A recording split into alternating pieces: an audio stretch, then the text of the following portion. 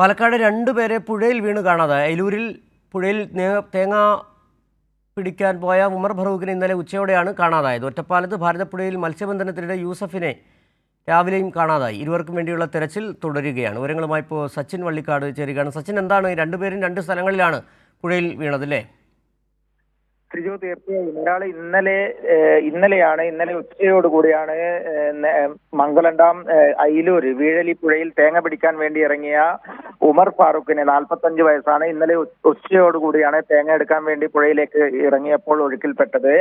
മറ്റൊരാൾ ഒറ്റപ്പാലത്ത് ഭാരതപ്പുഴയിൽ മത്സ്യബന്ധനത്തിന് പോയ യൂസഫിനെയാണ് ഇന്ന് രാവിലെയോടുകൂടെ കാണാതായിരിക്കുന്നത്. ഇരുവർക്കുമായുള്ള തിരച്ചിൽ പാലക്കാട് ഒറ്റപ്പാലം ഭാരതപ്പുഴയിലും അതുപോലെ തന്നെ വീഴലിപ്പുഴ മംഗലം ഡാമിലെ വീഴലിപ്പുഴയിലും പുരോഗമിച്ചുകൊണ്ടിരിക്കുകയാണ്. ഇരുവരെയും കണ്ടെത്താൻ വേണ്ടി ഇതുവരെ സാധിച്ചിട്ടില്ല. ഫയർഫോഴ്സിന്റെയും സ്കൂബ സംഘത്തിന്റെയും നേതൃത്വത്തിലാണ് നിലവിൽ തിരച്ചിൽ പുരോഗമിച്ചുകൊണ്ടിരിക്കുന്നത്.